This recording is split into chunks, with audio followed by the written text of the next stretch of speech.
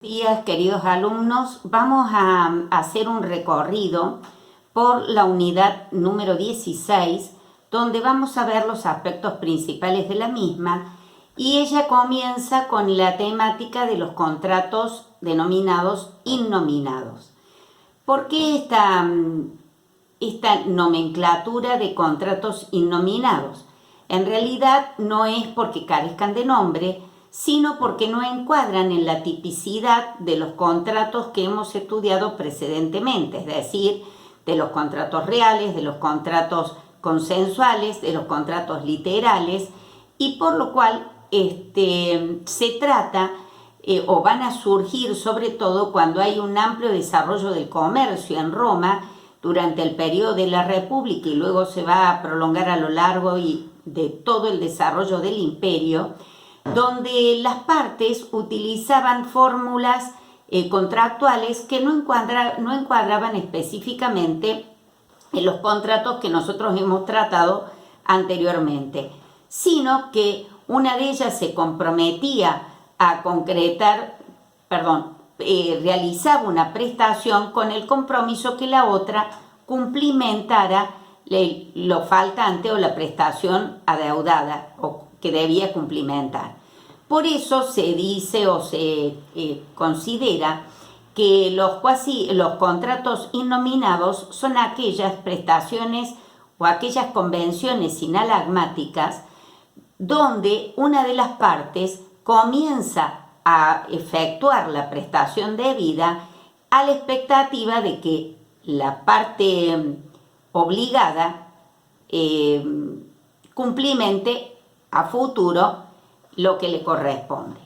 Esto en realidad generó algunas cuestiones a debatir porque buscaban que se le diera alguna apoyatura de carácter jurídico. Así aparecieron algunos remedios procesales como la acción de las palabras prescriptas y otras acciones como la actio facti civitatis, pero en realidad debemos decir que hubo una necesidad como de agrupar desde un punto de vista conceptual estas figuras y se van a agrupar en las llamadas fórmulas clásicas. Esas fórmulas clásicas indican la modalidad, o mejor dicho, la prestación que cada una de las partes se compromete a llevar a cabo, y de esta manera surgen algunas figuras relevantes desde el punto de vista contractual que vamos rápidamente a enunciar y mencionar. Así, esas fórmulas dicen: doy para que des, doy para que hagas, hago para que des, hago para que hagas. En este tipo de comportamientos que van a llevar adelante las partes es donde se van a agrupar las distintas figuras contractuales o los comportamientos sinalagmáticos que van a llevar las partes adelante con un efecto jurídico. Es por lo tanto que algunos contratos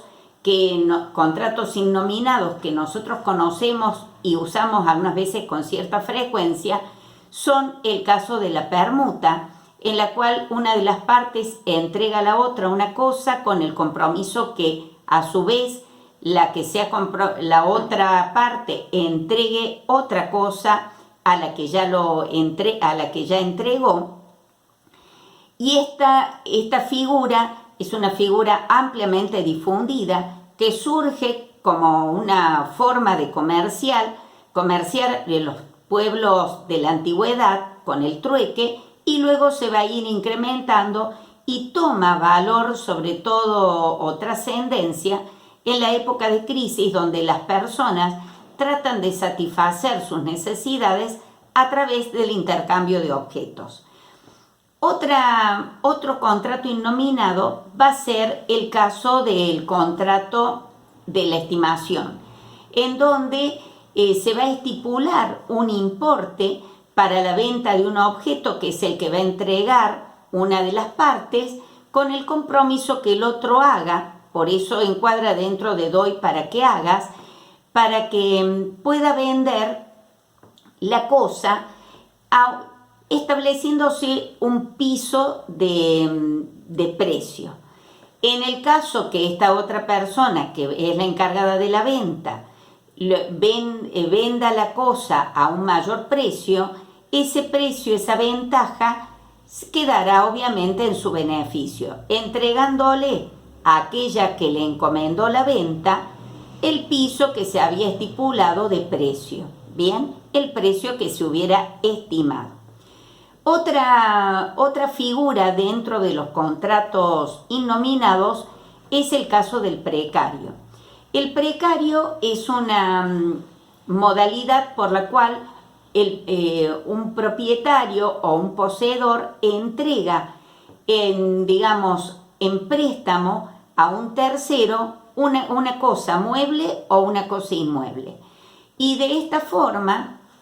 vamos a ver de que le permite su uso, su utilización, hasta el momento que le sea requerida por aquel que se la ha facilitado. Pareciera un contrato que presenta similitud con la locación o con el comodato. Sin embargo, hay una diferencia fundamental con respecto a estos, porque aquí el precarista se constituye cual si fuera un poseedor, mientras que en el caso de la locación y del caso del comodato, el comodatario como el locatario van a reconocer en otro la existencia del derecho y van a tener un actuar, podríamos decir, si se quiere, restringido respecto a la actitud frente al objeto. Otro tema que nos corresponde abordar es el caso de los pactos. Los pactos en realidad son disposiciones que van a llevar adelante las partes, que algunas veces van a estar contenidas dentro de un contrato, van a ser agregadas a un contrato y otras veces van a tener autonomía. En virtud de esto es que precisamente se va a hablar de que va a haber pactos que son incluidos dentro de los contratos al momento de la misma celebración del contrato y se denominan incontinenti, y otros que van a ser incorporados a posteriori, que son los denominados en el derecho romano ex intervalo. Vamos a señalar que estos pactos pueden que de golpe tengan autonomía y tengan vida propia, y es así que se les concedieron acciones para resguardar su plenitud, y estas acciones muchas veces las dio el derecho pretorio o el pretor con su actuar, y otras veces las dio la propia ley a través de una constitución que le dio entidad al pacto. Por eso se habla o se distinguen entre pactos pretorios o pactos del derecho pretorio, pactos pretorianos, y los llamados pactos legítimos. Ahí también se distingue o se clasifican en pactos vestidos y pactos nudos. Los pactos vestidos son aquellos que tienen acción, que van a tener resguardo, mientras que los pactos nudos son aquellos que carecen de acción para exigir su cumplimiento. Dentro de estos pactos vestidos están los pactos pretorianos y los pactos legítimos, es decir, acciones que provenían del derecho pretorio o que provenían directamente de la normativa del derecho civil. Dentro de los pactos vestidos pretorianos podemos mencionar el caso del juramento, el caso del constituto, el caso de la recepta, mientras que dentro de los pactos legítimos encontramos el caso del pacto de dote, el pacto de donación, el pacto de compromiso. Bien, y pasando ya a y hay pactos que pueden ser incluidos dentro de los contratos de buena fe, como los que hemos visto precisamente al tratar el tema de la compraventa, de la locación, que son pactos que se van a incluir como una cláusula que va a modificar los contenidos básicos, podríamos decir, de ese tipo contractual. En cuanto a otro punto que nos convoca dentro de esta unidad es el caso de la donación y de los cuasicontratos. La donación en realidad se trata de una liberalidad en la cual una parte es quien va a ejercitar la liberalidad, va a entregar a otra, que es el beneficiario, generándose una disminución patrimonial para el donante y un incremento patrimonial para quien es el receptor, que no es otro que el donatario. Para que exista donación deben darse 3 requisitos fundamentales. En primer lugar, esto que debe haber una disminución patrimonial para el donante y un incremento patrimonial para el donatario. Otro requisito es que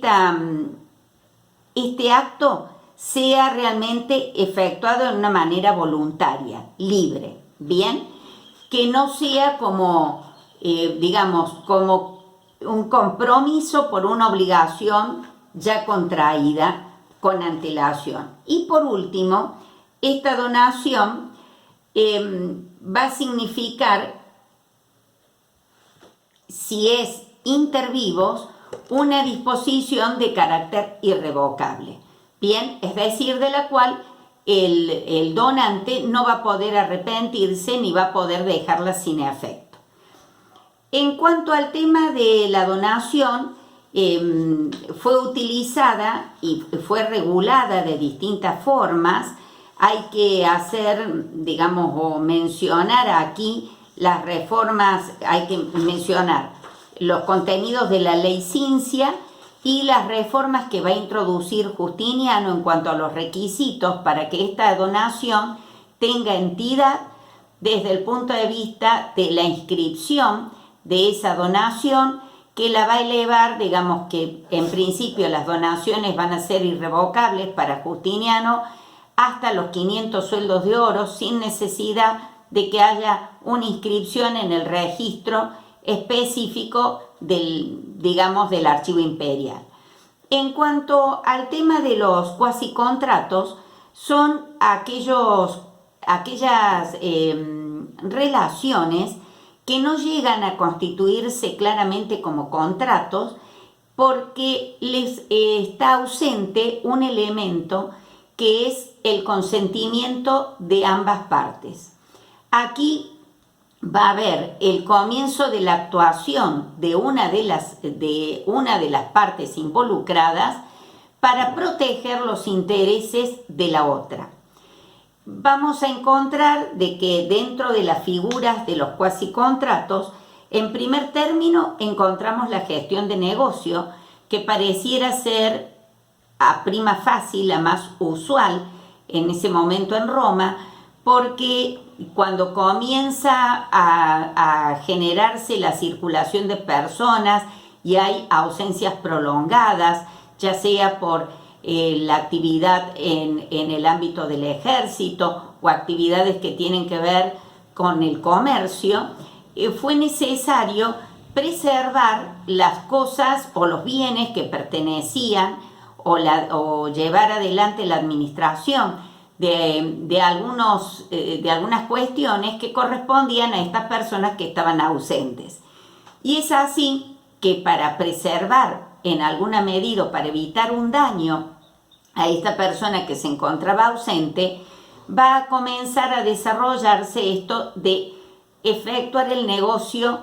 por otro a los fines de prevenir o de evitar un daño a la persona que se encuentra ausente. Hay otras formas, el caso de los cuasicontratos, el caso de la acción funeraria, que es aquel conocido o amigo del fallecido que, no siendo heredero, realiza las exequias o las honras fúnebres y luego va a requerir, o mejor dicho, esta tarea digamos, evita de que los herederos en ese momento se hagan cargo de los gastos que corresponden a las honras fúnebres, a las honras funerarias, pero luego, al momento de ser convocados o abierta la sucesión, deberá ser retribuido los gastos que ha llevado a cabo. Lo mismo va a acontecer en el caso de la comunidad incidental, cuando varias personas son propietarias de un mismo bien y entonces una de ellas, para evitar el deterioro del objeto del cual son propietarios, varios, realiza una serie de gastos o derogaciones con el objeto de preservar el objeto. Producido la finalización de esta comunidad incidental, va a requerir a los demás que le reembolsen los gastos que ha llevado a cabo para preservar la cosa. Bueno, de esta manera intenté brindarles un panorama general de la unidad, que es bastante extensa, pero para indicarle los aspectos primordiales o principales a tener presente dentro de la misma. Muchas gracias y nos volvemos a ver en otra próxima clase.